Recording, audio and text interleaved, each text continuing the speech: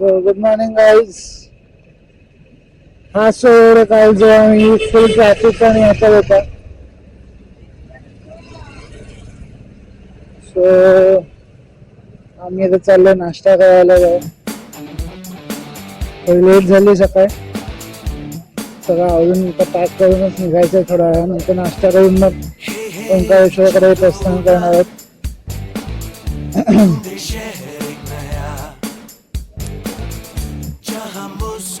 बघू शकतो एकदम शांत आहे, काहीच पण अजून दुकानं उघडली नाही, काय नाही, एकदम चिल.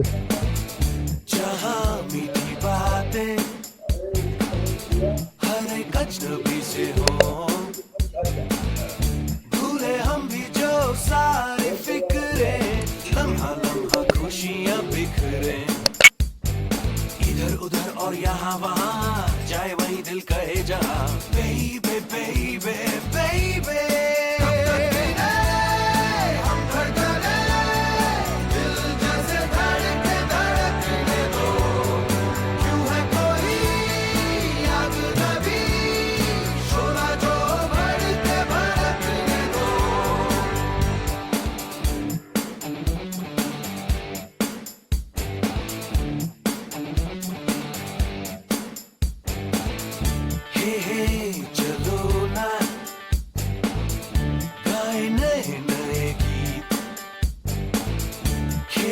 ऐसा क्यों ना कोई खेल जिसमें सब ही की हो जीत. इन दिनों भूलो तारे कोई भी देखता नहीं,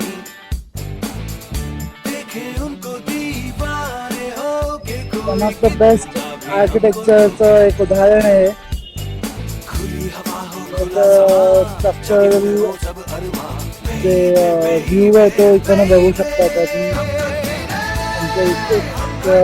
जे कोळून ठेवलं आहे किंवा त्यांचं जे वर्किंग आहे ते फुल इम्प्रेसिव्ह आहे.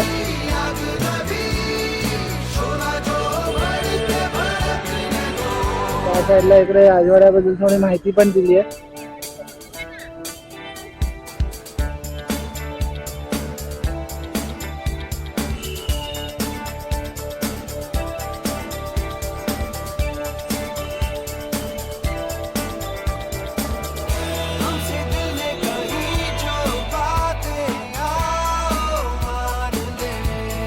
काल इव्हन आम्ही इथूनच ये जा करत होतो, पण आम्हाला कळलं नाही की राजवाडा एवढ्याच बाजूला तर जवळ. So most place to visit when you are coming to Indore.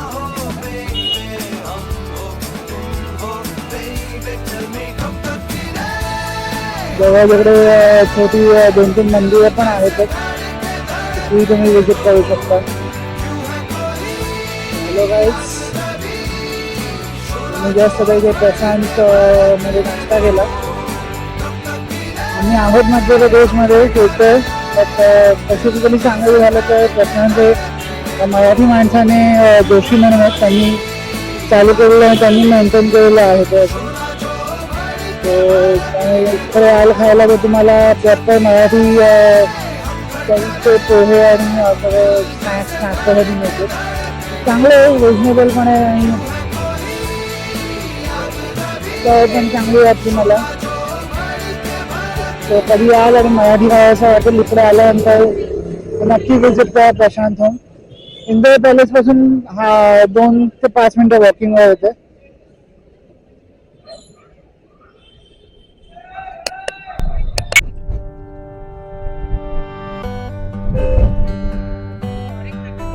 चला मित्रांनो, आता आपण चाललोय ओंकारेश्वरला. इंदोर वरून निघून आता आपल्याला जवळजवळ पाऊण तास झालाय. मध्य प्रदेशात पहिल्यांदा आपल्याला घाट रस्ता लागलाय. ऍक्च्युली रस्त्याचं काम चालू आहे ओंकारेश्वरच्या, इंदोर ओंकारेश्वर रस्त्याचं, त्यामुळे बरेच ठिकाणी रस्ता किंवा सिंगल लेन रस्ता आहे.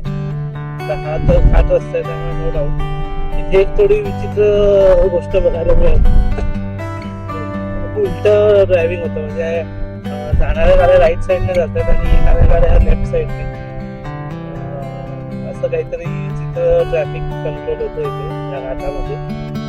आत्ताच आम्ही क्रॉस केला.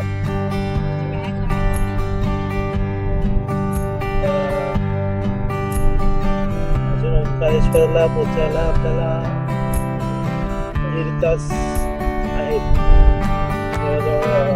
किलोमीटर्स तसे कमी आहेत, पण रस्त्याचं काम चालू आहे, रस्ता छोटा आहे, त्यामुळे आपल्याला एवढा वेळ लागणार आहे.